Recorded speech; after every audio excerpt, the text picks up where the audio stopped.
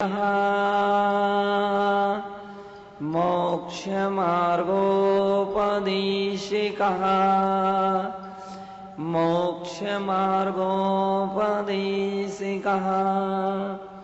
मोक्षमार्गोपदेशिकः। जय बोलिए अनंतानंत सिद्धे परमेष्ठी भगवान की, देवाधिदेव श्री शांतिनाथ भगवान की, विश्व वंदनीय श्री महावीर भगवान की, परम पूज्य आचार्य श्री योगिंदु देव मुनि महाराज की, परम पूज्य वात्सल्य दिवाकर गुरुदेव आचार्य श्री विमल सागर जी मुनि महाराज की, परम पूज्य तपस्वी सम्राट गुरुदेव आचार्य श्री सन्मति सागर जी मुनि महाराज की, अहिंसामय जैन धर्म की।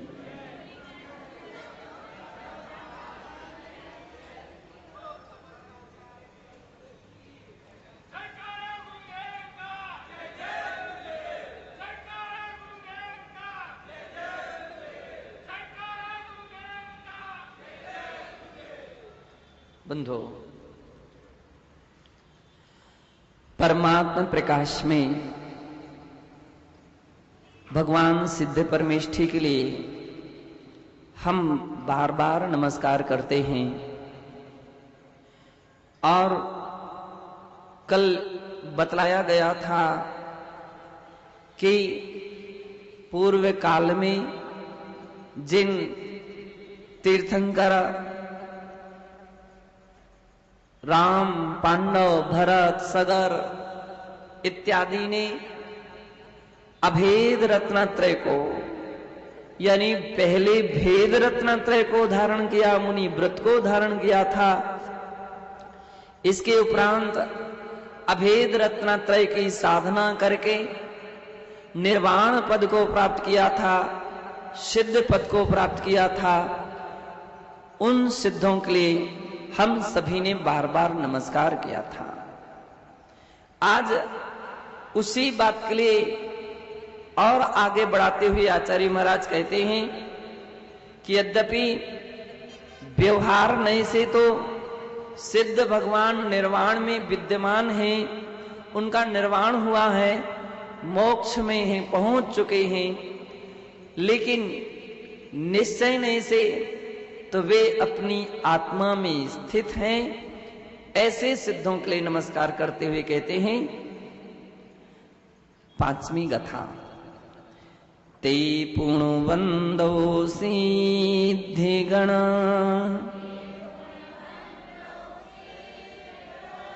जे अपाणि बसंत लोयालो विषयलुयुः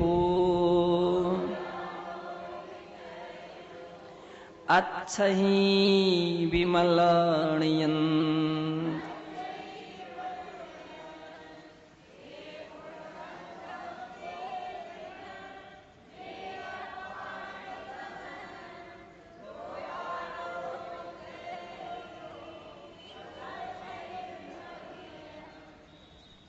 पूज्य आचार्य भगवान कहते हैं कि ते पुण्य बंधो सिद्ध गण, फिर भी हम पुनः उन सिद्धों के लिए नमस्कार करते हैं। और एक सिद्धों के लिए नहीं, सिद्ध गण यानी सिद्धों का जो समूह है, आज तक जितने भी सिद्ध हुए हैं उन समस्त अनंत सिद्धों के लिए हम बार बार नमस्कार करते हैं। जे अपाणि बसंत, जो आत्मा में निवास करते हैं, निश्चय से जब हम देखते हैं तो विश्व की जितने भी द्रव्य होती हैं वे सभी के सभी पदार्थ केवल अपने अपने स्वभाव में रहते हैं, अपने अपने स्वभाव में हैं। इसलिए वे अपने आप में निवास करते हैं, वे अपने आप में स्थिर हैं। सिद्धों की आत्मा अपनी आत्मा में स्थिर है।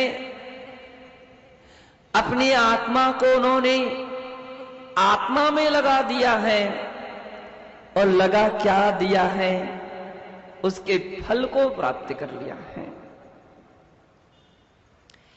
ये तो पूर्व भूमिका में जिस समय साधक साधना करते हैं, और वो भी मुनि व्रत की साधना करते हैं, मुनि व्रत में साधना करते हैं, अभेद रत्नत्रय में जब लीन होते हैं, निर्विकल्प ध्यान में स्थित होकर के,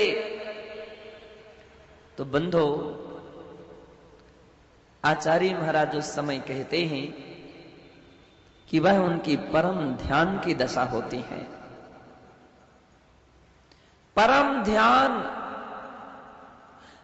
ध्यान यानी उत्कृष्ट ध्यान, और उत्कृष्ट ध्यान में सारे संकल्प विकल्प सब समाप्त हो जाते हैं। सिद्धांत देव नेमी चंद्र महाराज उस परम ध्यान के विषय में बतलाते हैं। मां चिट्ठ मां जंपे मां चिंते किम बिजोण होई थिरो अप्पा अपम्य रो इणमेव परम हवे झाणम। मां चिट्ठ, किसी प्रकार की चेष्टा करने की कोई आवश्यकता नहीं है। चेष्टा का अर्थ होता है शारीरिक प्रक्रिया, शारीरिक परिश्रम,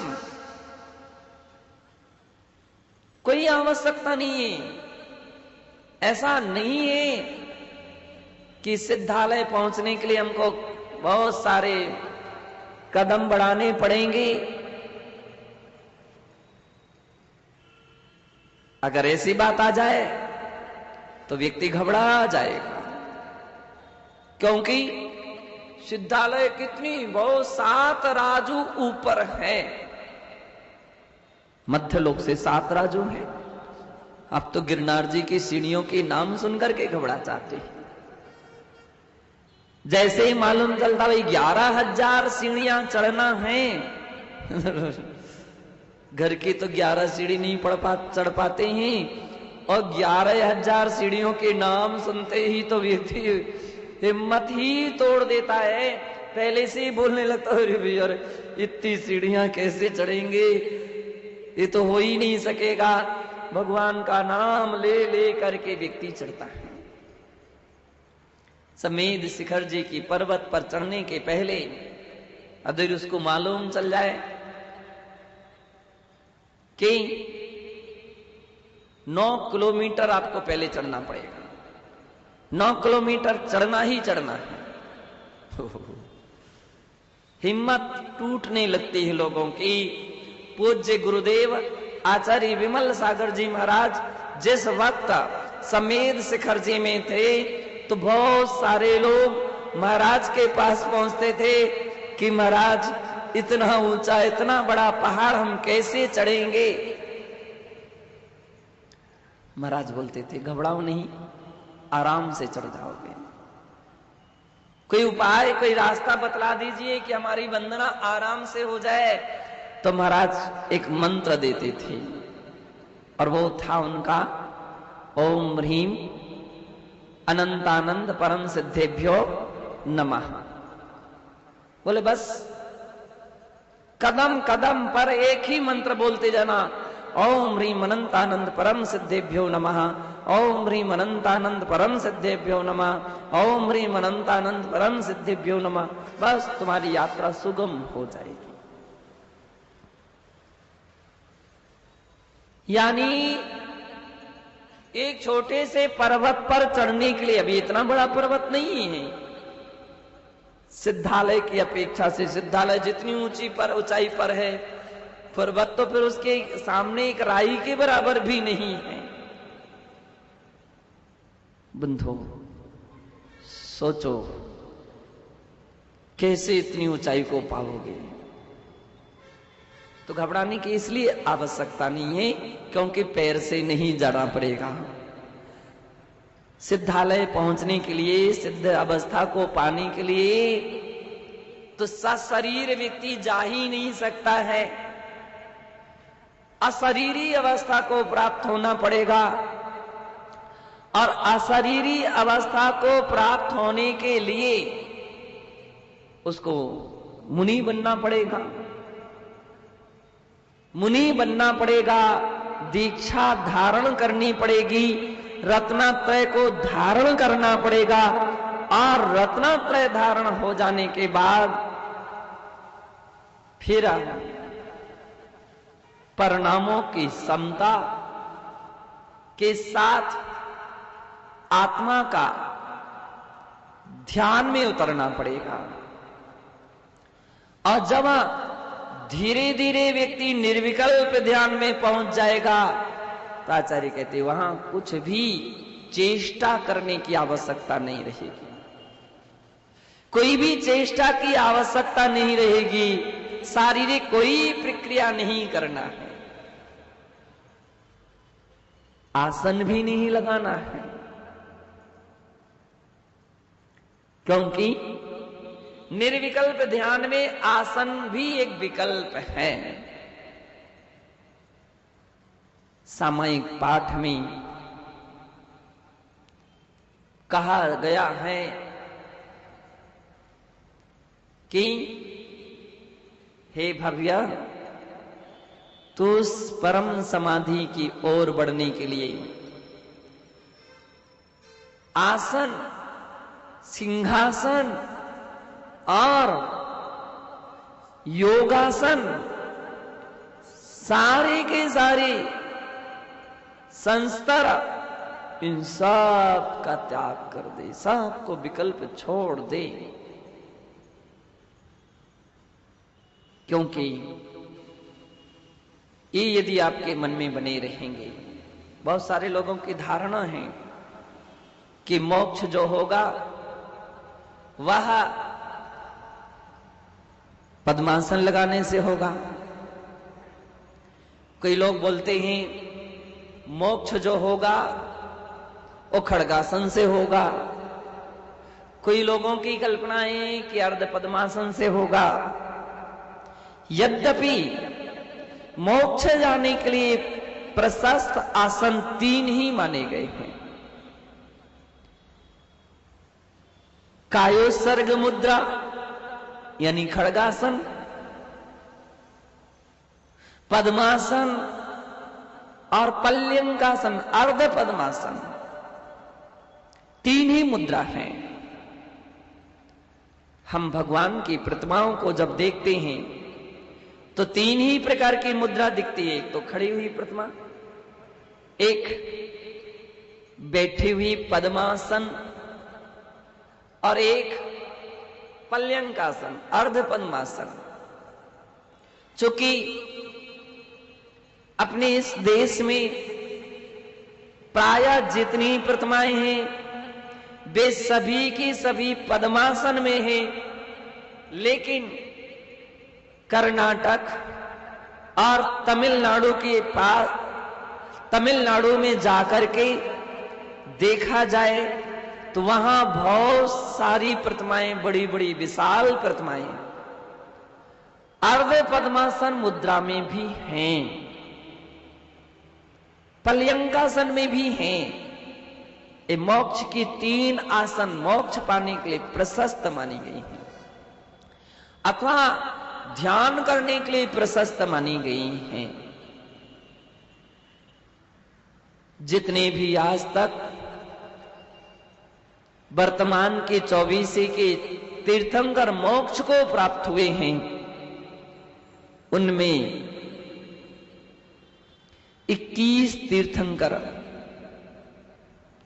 कायोत्सर्ग मुद्रा से मोक्ष को प्राप्त हुए हैं, खड़गासन मुद्रा से मोक्ष को प्राप्त हुए हैं, और केवल 3 तीर्थंकर केवल 3 तीर्थंकर पद्मासन मुद्रा से मोक्ष को प्राप्त हुए हैं। ऋषभनाथ भगवान का मोक्ष पद्मासन मुद्रा से हुआ। वांसपूज्य भगवान का मोक्ष पद्मासन मुद्रा से हुआ और नेमिनाथ भगवान का मोक्ष भी पद्मासन मुद्रा से हुआ। 3 तीर्थंकर पद्मासन मुद्रा से निर्वाण को प्राप्त हुए। बाकी सभी के सभी तीर्थंकर खड़गासन मुद्रा से मोक्ष को प्राप्त हुए। पूज्य आचार्य भगवान कहते हैं कि जब साधक ध्यान में बैठता है तब आसन का ध्यान रख लेता है, आसन का ध्यान रख लेता है कि मुझे कौन सी आसन ध्यान में मेरे साधक बनेगी, आकुलता व्याकुलता संक्लेशता नहीं होने देगी। वे प्रारंभिक दशा में इस बात का पूरा ध्यान रखते हैं। जब सामयिक में बैठते हैं मुनि महाराज, तो आप देख लीजिए तुरंत पद्मासन लगा करके बैठ जाते हैं, पद्मासन लगा लेते हैं। कोई खड़गासन खड़े हो जाते हैं, कोई अर्ध पद्मासन, क्योंकि प्रारंभिक दशा में ये आवश्यक है। यदवा तदवा आसन लगाते रहो, बदलते रहो तो सामयिक ही प्रशस्त नहीं हो सकेगी। सामयिक की आसनों में प्रशस्त 3 आसन मानी गई हैं, केवल 3, चौथी नहीं मानी गई। अथवा यूं कहें ये निर्वाण प्राप्त करने के मुख्य आसन हैं। बाकी अन्य समय में कोई कितनी भी आसन लगाते रहे, लेकिन आसन आसन होना चाहिए, बदलती बदलती आसने नहीं होना चाहिए। कितने लोग सामयिक आदि में बैठते हैं, फिर ऐसे फिर ऐसे फिर ऐसे। पूज्याचार्य कहते हैं जब तक तुम्हारी आसन स्थिर नहीं हुई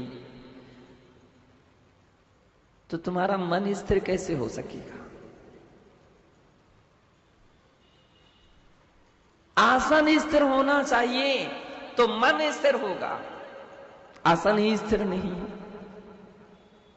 क्षण क्षण में बदल रहे। और तो क्या, अप्रशस्त आसन यदि आ जाए, अप्रशस्त ये साधना का पथ है। साधना तो आगम के अनुसार होती है, मन के अनुसार नहीं होती है। जो आगम के अनुसार चलने वाले साधक होते हैं, बिन बातों का पूरा ध्यान रखते हैं, अपने आप को आगम के अनुसार ढाल देते हैं, या तो वो पद्मासन से सामयिक करते हैं। जब तक हम सामयिक करेंगे तब तक ये आसन नहीं बदलेंगे। अथवा तकलीफ है, स्वास्थ्य ठीक नहीं है, परेशानी हो रही है, संक्लेशता बढ़ रही है, बदलने की भी आवश्यकता पड़ ही जाए तो 1 बार बदलेंगे, 2 बार बदलेंगे, लेकिन प्रशस्तता रखेंगे, प्रशस्तता रखेंगे। कभी कुछ लोगों को देखते हैं तो ऐसा लगता है कि फॉर्मलिटी जैसा काम चल रहा हो। कोई टेबल पर सिर रख करके, अभी शिविर चलेगा तो बहुत सारे लोगों की अवस्थाएं दिखेंगी। कोई घुटने ऐसे कर करके बैठ जाते हैं, कोई सिर पर हाथ रख करके।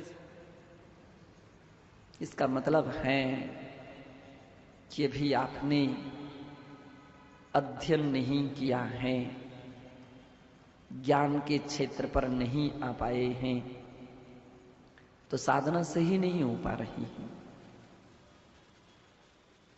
साधना सही नहीं हो पा रही है। तो अस्त व्यस्त व्यक्ति आसन लगा लेता, कोई टेढ़े पैर करता, कोई पैर फैला करके बैठ जाता, कोई टिक करके बैठता, जैसे मन में आता वैसे बैठ जाता।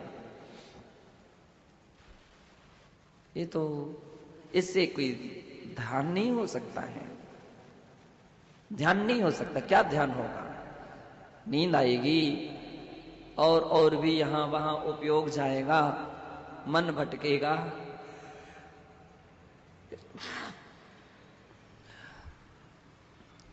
तो आचार्यों ने कहा कि मां चिट्ठे,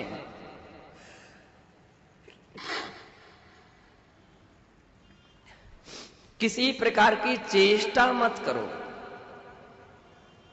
शारीरिक चेष्टा नहीं करना चाहिए, आसने बार बार बदलना नहीं चाहिए, आसने चेंज नहीं करना चाहिए, अस्त व्यस्त नहीं बैठना चाहिए, यहां वहां नहीं देखना चाहिए, यहां वहां चेहरा नहीं घुमाना चाहिए, सामायिक के समय यहां वहां खुजली नहीं करना चाहिए। सामायिक कर रहे हैं, अचल योग कहा जाता है। रत्न कंडक श्रावकाचार में जहां सामायिक का उल्लेख आता वहां कहा जाता है कि अचल योग, श्रावक भी अचल योग को धारण कर लेता है, नियम ले लेता है कि इतने समय तक हमारी जो सामायिक चलेगी उस वक्त हम आसन नहीं बदलेंगे, स्थान से दूसरी जगह नहीं जाएंगे, अन्य जगह देखेंगे नहीं, मौन धारण करेंगे, अपने शरीर को हिलाएंगे नहीं, हाथ पैर आदि स्थिर रखेंगे। अचल योग है। धीरे धीरे अभ्यास करते रहना चाहिए। मुनिजन इतने अभ्यस्त हो जाते हैं, अचल योग धारण करते हैं। तो मां चिट्ठे, चेष्टा शरीर की कोई भी चेष्टा नहीं होना चाहिए। आचार्य कहते मां चिट्ठे, मां चिंतय, किसी प्रकार का चिंतन मत कीजिए। नहीं, मां चिट्ठे, मां जंपह, जंप यानी उच्चारणा, उत्कृष्ट ध्यान की अवस्था में जो छोटी भूमिका में पार हो चुके हैं, ये भी ध्यान रखिए। नहीं तो कुछ लोग ऐसे रहते हैं, पहली क्लास में भी पास नहीं हुए और कुछ पाठ नहीं करना चाहिए, कुछ बोलना नहीं चाहिए, तो आराम से शांति से बैठ जाते हैं। तो आप शांति से बैठ जाओगे तो नींद आएगी आपको, पक्की बात है। प्रारब्ध योगी के लिए तो कहा जाता है तुमको कृति कर्म जरूर करना चाहिए, देव वंदना के चैत्य भक्ति कीजिए, पंचंगा महागुरु भक्ति कीजिए, समाधि भक्ति कीजिए और 12 भावना का पाठ कीजिए, सामायिक पाठ कीजिए और नमोकार मंत्र के एक जाप जरूर कीजिए। इतना कीजिए, ये सामायिक है, ये प्रारंभिक लोगों के लिए कहा जाता है। अभ्यस्त हो जाते हैं तो कहते हैं आप बोलो मत, चिंतन करो। प्रारंभिकता में कहा गया कि आप 12 अनुप्रेक्षाओं का पाठ कर लो, लेकिन अब आगे कहा जाता आप एक एक अनुप्रेक्षा का चिंतन करो। वो चिंतन करता है और जब ऊंची अवस्था में इतने में अभ्यस्त हो जाएं, आपका स्थिर मन हो जाए, अब कहीं नहीं जा रहा है, तो आचार्य महाराज कह रहे हैं वचन की सारी प्रक्रियाओं को बंद कर दो। मां जंपह और मां चिंतय, किसी भी प्रकार का चिंतन मत करो। किन के लिए कहा जा रहा है? जिनका इतना स्थिर उपयोग हो गया है कि अब कहीं भी नहीं जाएगा। तो अंत में कहा गया कि आपके लिए जो पंच परमेष्टि का या आत्मा का या तत्वों का जो चिंतन चल रहा था उसको भी आप धीरे से रोक दीजिए, उसको भी धीरे से रोकिए। कितना कठिन है कि आपका कहीं दूसरी जगह भी मन नहीं जा रहा और इसमें भी मन को स्थिर कर दिया। अप्पा अपम्मीरो, और इसके उपरांत कहा आत्मा को आत्मा में लगा दीजिए। इणमेव परम हवि छाणम, यही परम ध्यान है। बहुत सारे कुछ ऐसे भी लोग आ जाते हैं कभी कभी, बोले अरे महाराज हम तो मां चिट्ठे मां जंपे मां चिंता कुछ भी नहीं करते हैं, फिर तुम्हारा मन कहां जाता है? मन कितनी जगह भटक रहा है। तो प्रारब्ध योगी और निष्पन्न योगी दोनों में अंतर दिया है। जो निष्पन्न योगी हैं, निष्णात हो चुके हैं, उनके लिए इस प्रकार की भूमिका भी निर्विकल्प दशा को प्राप्त होते हैं। और निर्विकल्प दशा केवल एकमात्र निर्ग्रंथ मुनि दीक्षा लेने के पश्चात ही संभव है। बाकी के तो बंधो विकल्प संकल्प विकल्प व्यक्ति के मन में चलते ही चलते रहते हैं।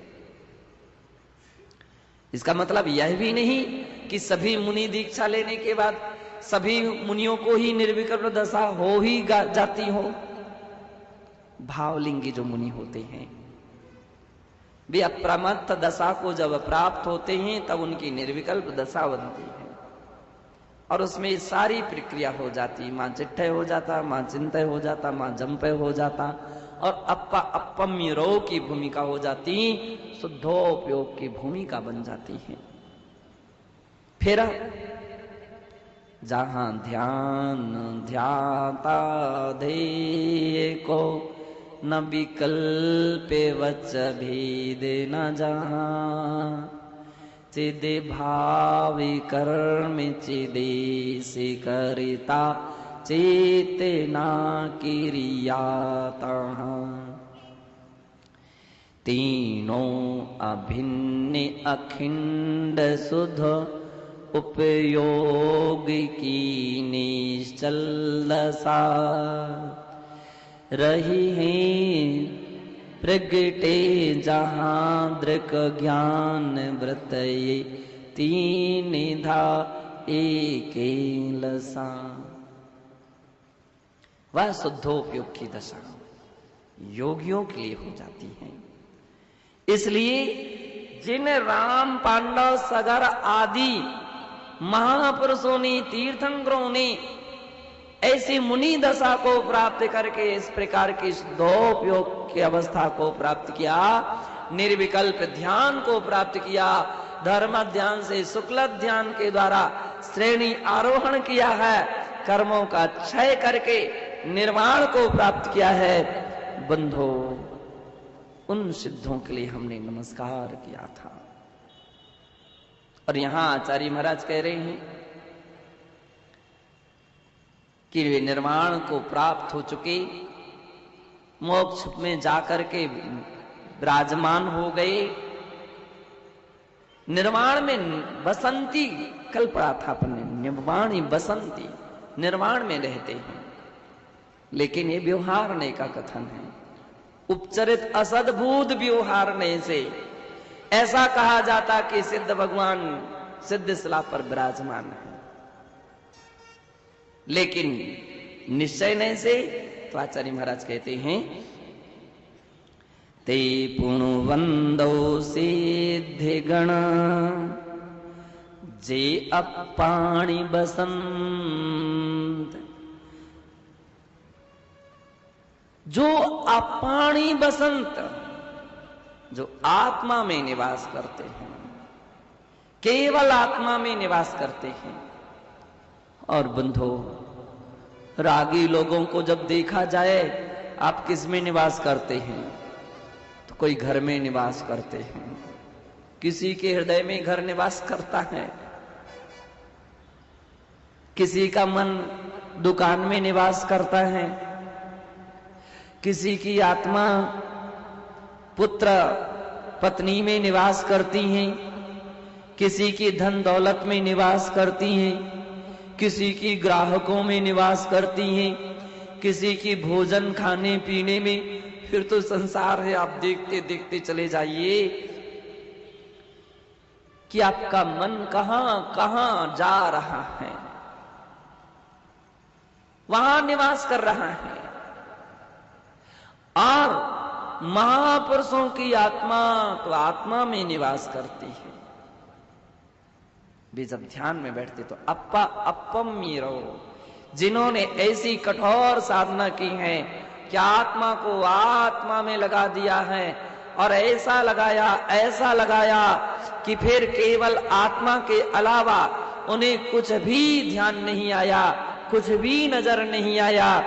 ऐसे महान साधक, ऐसे महान योगी ही एक दिन निर्वाण को प्राप्त कर लेते हैं।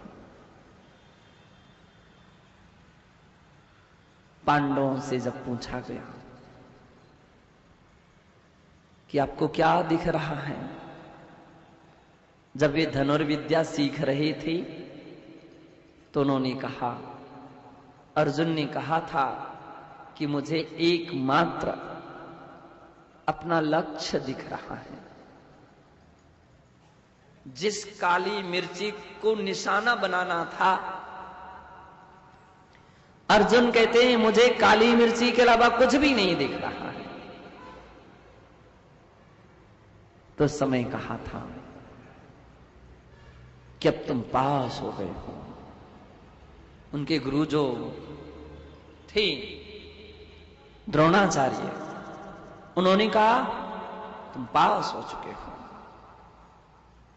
जिसके लिए केवल अपना लक्ष्य दिखता है वह अपने लक्ष्य में सफल हो जाता है, और जिसको दुनिया दिखती रहे, दुनिया भर की सामग्री देखती रहे, वो कभी लक्ष्य में सफल नहीं हो सकता है। जिस मोक्ष को प्राप्त करने के लिए जा रहे हो, जिस आत्मा को परमात्मा बनाने के लिए चल रहे हो, तो आचार्य कहते हैं आपको केवल अपनी आत्मा नजर आना चाहिए। ध्यान की इतनी गहराई में पहुंचना है। मोक्ष पाना चाहते हो तो ध्यान की इतनी गहराई में पहुंच जाइए कि आपको आत्मा नजर आए और आत्मा के अलावा कुछ भी नजर ना आए। आत्मा नजर आए, वह लक्ष्य है। पूज्य आचार्य कहते हैं समझ लीजिए, जिस योगी के लिए अपनी आत्मा के रूप में दिखने लगी है, बाकी संकल्प विकल्प समाप्त हो गए हैं। पांडवों से पूछा गया कि देखो गरम गरम लोहे के आभूषण पहनाए जा रहे हैं मुनि अवस्था में, आपको पता है? वो बोलते नहीं, मुझे कुछ भी पता नहीं है। कौन पहना रहा है, क्या पहना रहा है, कब पहनाए, योगी उससे अपरिचित हो जाते हैं। क्यों? क्योंकि उस दिशा में उपयोग ही नहीं ले गए हैं, उस दिशा में उपयोग ही नहीं ले गए हैं। और आप 10 लोगों का नाम गिना देते, महाराज सामयिक में बेस हो रहे थे। इसका मतलब वो सो रहे थे और तुम उनको देख रहे थे, वे भी ध्यान में नहीं थे और तुम भी ध्यान में नहीं थे। दुनिया भर की गिनती हम गिना देते हैं, लेकिन अपने लिए आपके लिए भूल जाते हैं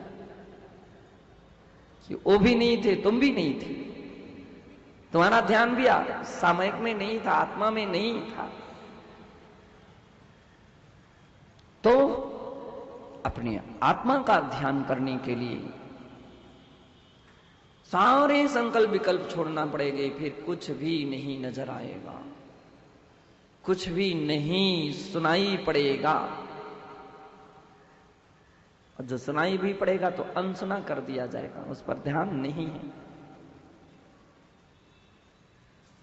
और आपका मन कहीं रिकॉर्ड चलते हैं, टेप रिकॉर्ड वगैरह चलते रहते हैं, उसमें आपका उपयोग चला जाता है। उपयोग तो जाता सो जाता, आपके हाथ पैर भी हिलने लगते हैं, कितनी बार उसके सुर में सुर प्रारंभ हो जाते हैं। तो कहां आपका लक्ष्य है?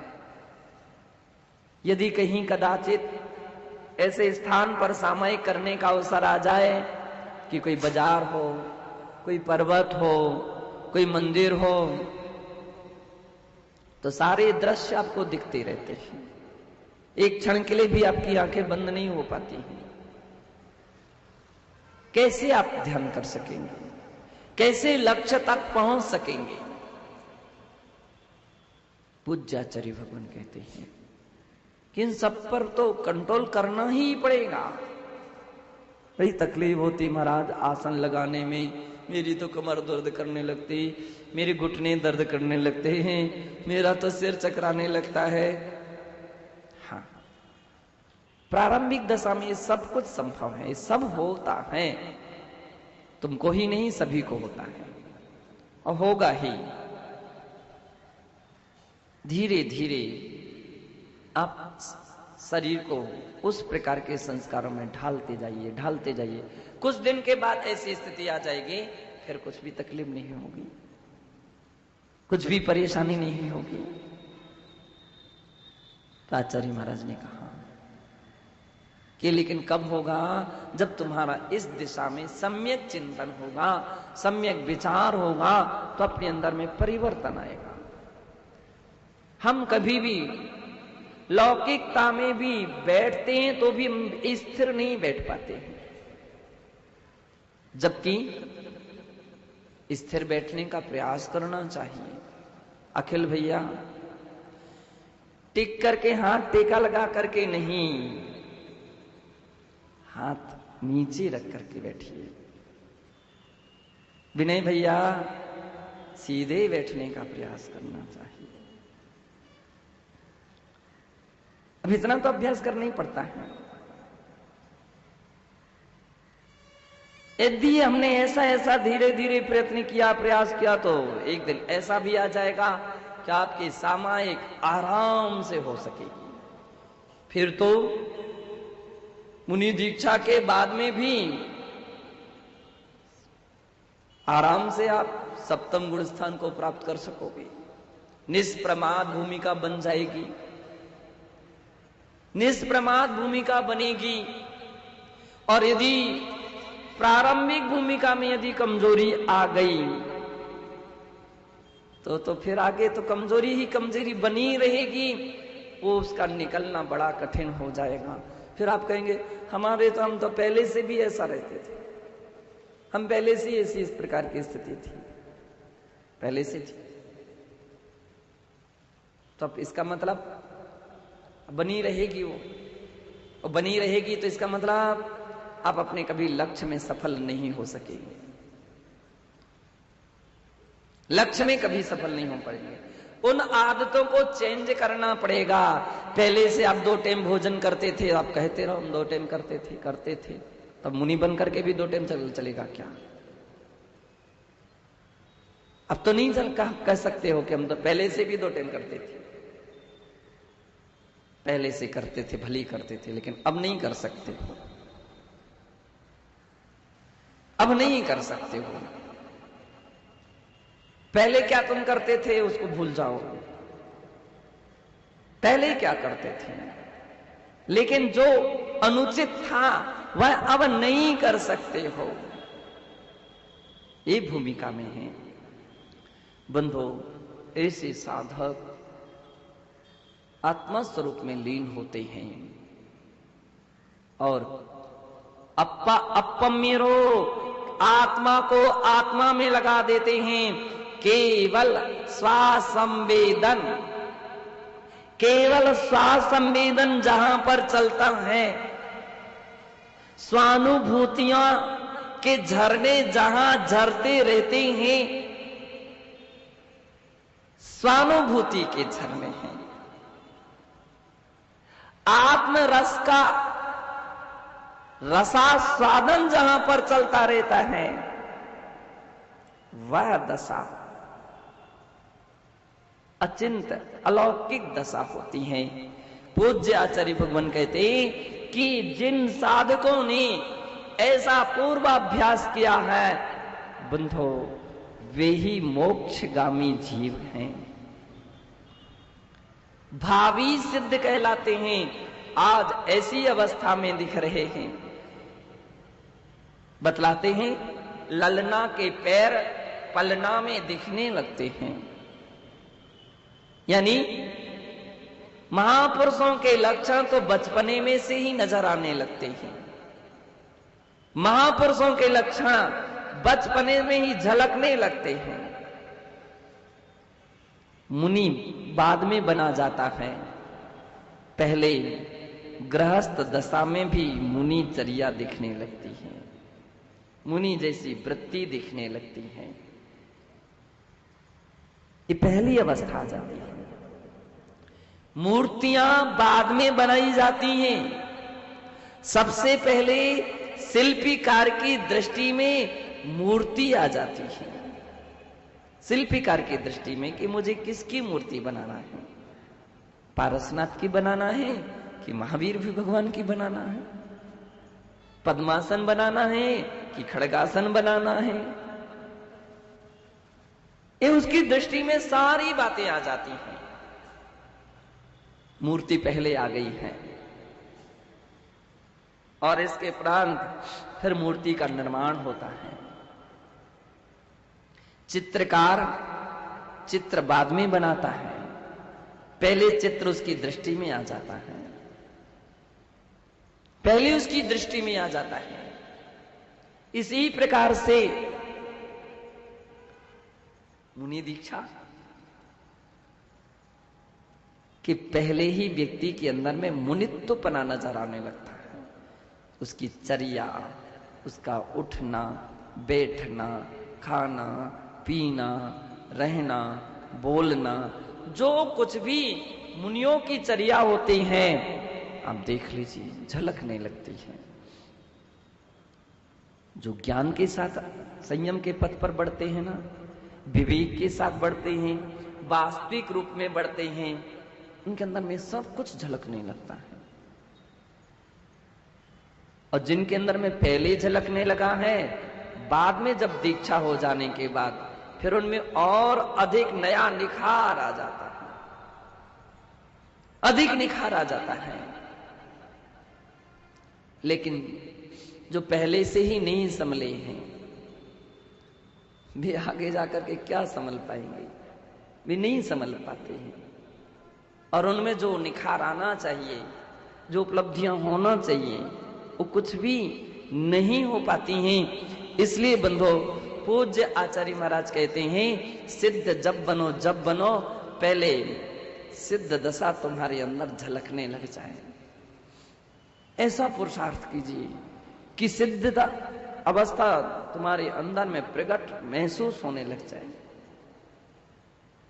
कि आपको आत्मा भी सिद्ध जैसी नजर आए, आपकी स्थिरता बने, आपके अंदर में ध्यानाग्न रूपी अवस्था बने, कि आज तो तुम्हारी आंखें स्थिर नहीं रह पा रही हैं और बार बार मन चाहता है कि मैं देख लूं कौन है, कौन आया, कौन गया।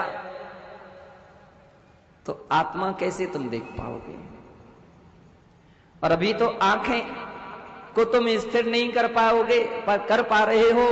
केवल ज्ञान होने पर तुम्हारी स्थिरता कैसे बनी रहेगी? कैसे बनी रहेगी? फिर तुम बाहर के झंझटों में उलझ जाओगे, जबकि सिद्ध होने के उपरांत भी व्यवहार नहीं से कहा जाता कि वे लोकालोकवर्ती पदार्थों को देखते जानते हैं। निश्चय से तो केवल अपनी आत्मा को ही देखते जानते हैं। इसलिए बंधो, यहां कहा जे अपाणी बसंत, सिद्ध हो गए, सिद्ध हो गए, फिर भी आत्मा में ही निवास करते हैं। निश्चय से अपनी आत्मा में निवास करते हैं, अपनी आत्मा में स्थिर रहते हैं। लोया लो विषय लो यहू अच्छी विमलनीयंत। और कहते हैं समस्त जो लोकालोक पदार्थों को देखते हैं या उनको स्थिर रहते उसमें, ये तो व्यवहार नहीं का कथन है। व्यवहार नहीं में भी उपचरित असद्भुत व्यवहार नहीं है। उपचरित असद्भुत व्यवहार नहीं से कहा जाता है कि वे लोकालोकवर्ती पदार्थों को देखते हैं। सालोका नाम त्रिलोका नाम यद विद्या दर्पणायते।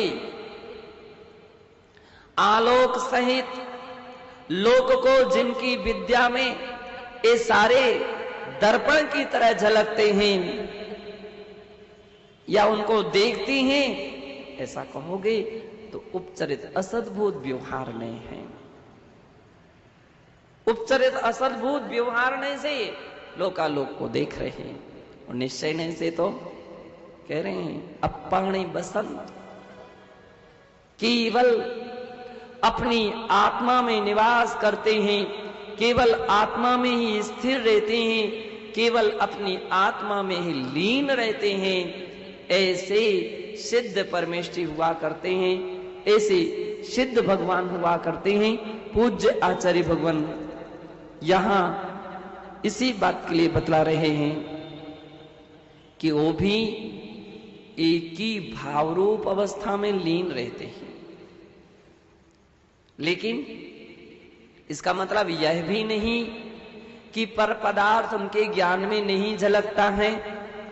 क्या उनके जानने की शक्ति समाप्त हो गई है? नहीं, पर पदार्थ उनके ज्ञान में झलकते हैं, लेकिन दर्पण की तरह झलकते हैं। दर्पण कहीं पर पदार्थों से प्रभावित नहीं हो जाता। दर्पण कहीं प्रभावित नहीं होता है। दर्पण तो वीतराग बना रहता है। दर्पण को देख करके कोई व्यक्ति चिढ़ाए तो दर्पण की वीतरागता समाप्त नहीं हो गई,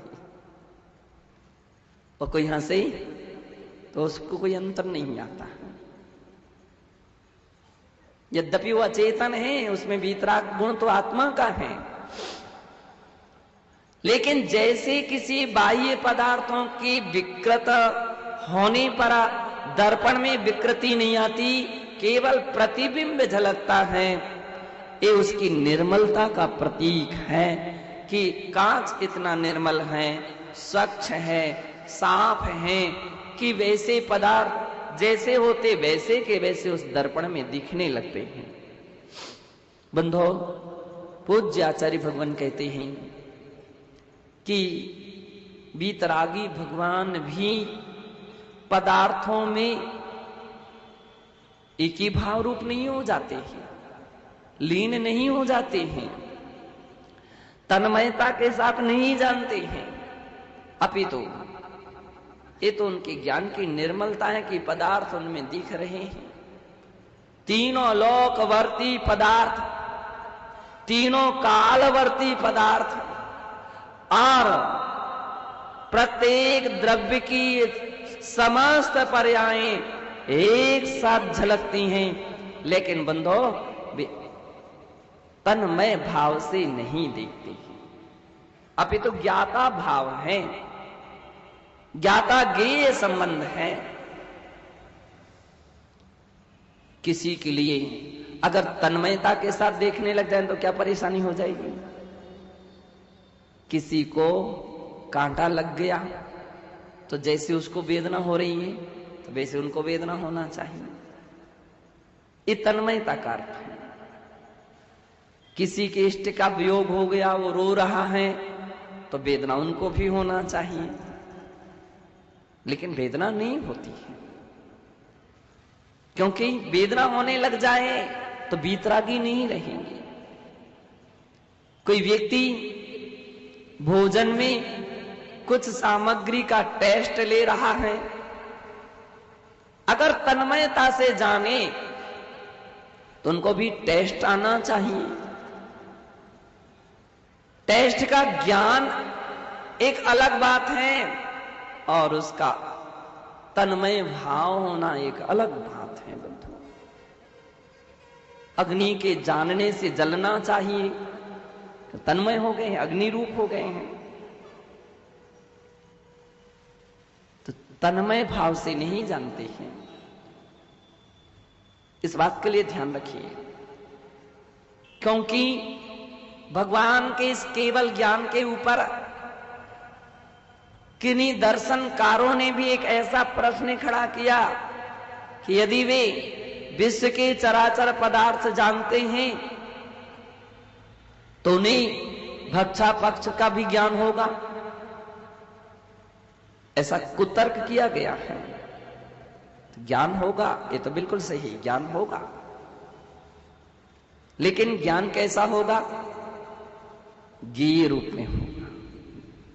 उन पदार्थों को, पदार्थ ज्ञेय हैं, वो ज्ञेय रूप में होता है, तन्मय रूप से नहीं होता है। और जो भी पदार्थ हम देखते हैं बंधो, वे सभी के सभी वास्तविकता में ज्ञान के विषय बनते हैं, ज्ञेय रूप होते हैं। जैसे हमारी आंखें, हमारी आंखें जिन पदार्थ को देख रही हैं, क्या डायरेक्ट देख रही हैं क्या? बतलाओ नेमीचंद जी, आप डायरेक्ट हमको देख रहे हैं क्या?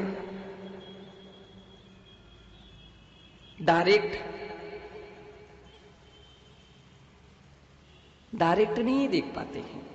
नवरत्नमल जी, डायरेक्ट देख रहे हैं क्या? नहीं देख सकते। डायरेक्ट कोई भी नहीं देख पाता। आंखों के अंदर में एक रेटिना होता है। वो जो आंखों के डॉक्टर वगैरह होते हैं, उन्हें इस बात का ज्ञान रहता है, अथवा जो उस प्रकार की क्लास में अभी पढ़ रहे हैं उनके लिए मालूम है कि आंखों के अंदर में जो भी पदार्थ देखते हो सब रेटिना पर आता है पहले, और उसका प्रतिबिंब फिर अपने उसको ज्ञान अपना विषय बनाता है। ज्ञान कहीं वस्तु तक नहीं पहुंच रहा है।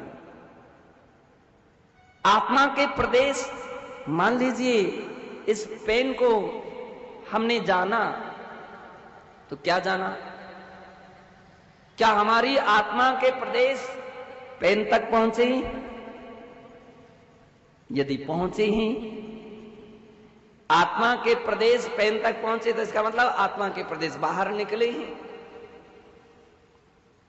बाहर निकले हैं और फिर केवल ज्ञानी तो अलोकाकाश को भी जानते हैं, तो उनके आत्मा प्रदेश अलोकाकाश में पहुंच गए।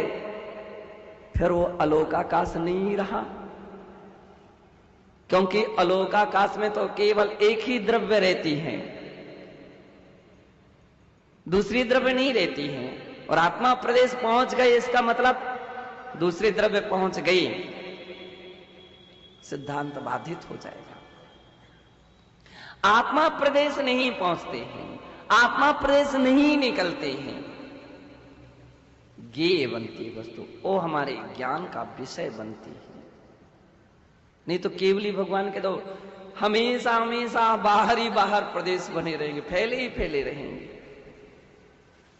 और तो क्या, विनष्ट वस्तु तक तो पहुंच ही नहीं सकते हैं। मान लीजिए पेन कभी कोई प्लास्टिक के दाने के रूप में था, अब दाना तो अभाव हो गया, जो अभाव हो गया वो उसमें आत्मा प्रदेश नहीं पहुंच पाएंगे। फिर आपका कहना सिद्धांत बाधित हो जाएगा कि आत्मा प्रदेश बाहर जा रहे हैं, बाहर नहीं जा रहे हैं।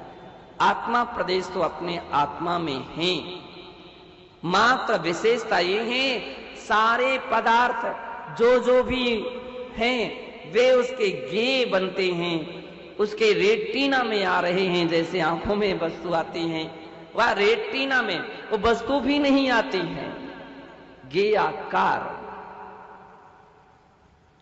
आकार, जैसे कैमरे में, जैसे व्यक्ति कैमरे से फोटो खींचता है तो वस्तु उसके कैमरे में नहीं आ गई है, उसका जो आकार है उसकी आकार को फोटो खींची जाती है,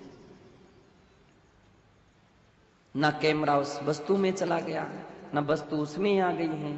तो उसी प्रकार से ज्ञान आत्मा प्रदेशों से बाहर नहीं जाता है और बाह्य वस्तु भी ज्ञान तक नहीं आ पाते हैं। केवल ज्ञान ज्ञेयाकार रूप में जानता है, वस्तु को अपना ज्ञेय बनाता है और उन ज्ञेयों को जानता है। इसलिए बंधो निश्चय से देखते हैं तो सिद्ध अपने आप को ही तो जान रहे हैं, पर को जान कहां रहे हैं। पर में जाएं तो कहा जाए कि पर को जान रहे हैं, पर में जाते नहीं, अपने आत्मा में स्थिर होते हैं, अपनी आत्मा को स्थिर होते हैं। इसलिए पूज्य आचार्य महाराज ने कहा केवली भगवान व्यवहार से लोकालोक वस्तुओं को जानते हैं, निश्चय नहीं से तो वे केवल अपने आप को जानते हैं, अपने आप में लीन रहते हैं, अपने आप में स्थिर रहते हैं, आत्मा में ही एक ही भाव रूप में रहते हैं, अखंड रहे, इसलिए अखंड है, अखंड आत्मा का आनंद लिया करते हैं। इस प्रकार से वे सिद्ध भगवान हैं और ऐसे सिद्ध भगवान विमल अडयंतु कह रहे हैं, जानते भी हैं तो कैसे, निर्मल, विमल यानी निर्मल, संशय, विभ्रम और अनध्यवसाय दोष जिनके ज्ञान में नहीं आ पाते हैं,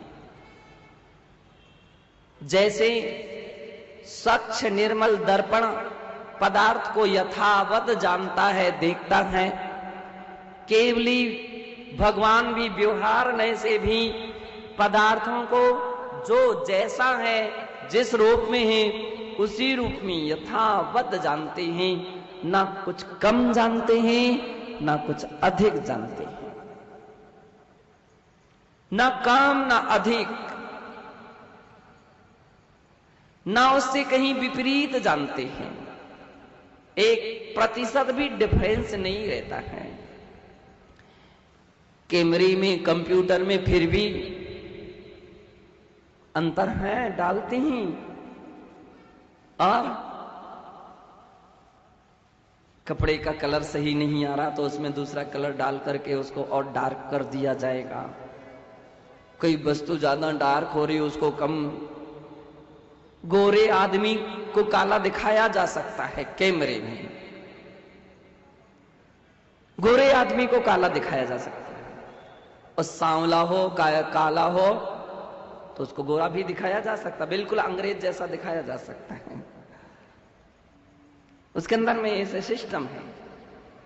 तो इसका मतलब है कि वो यथार्थ नहीं रहा, वास्तविक नहीं रहा।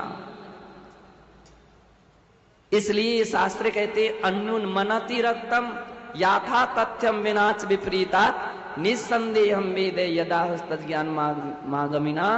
केवली भगवान ना कुछ कम जानते हैं ना कुछ अधिक जानते हैं, ना कोई प्रतिशत में कोई अंतर आता है।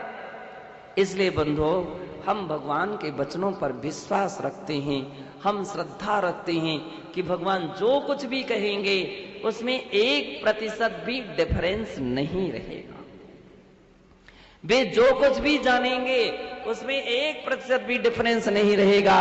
जो कुछ भी उनके ज्ञान में झलकेगा 1% भी डिफरेंस नहीं है, तभी तो सम्यक दर्शन का अंग बन जाता है। अपन कहते देव शास्त्र गुरु पर श्रद्धा रखना चाहिए, वही श्रद्धा सम्यक दर्शन का अंग बन जाती है।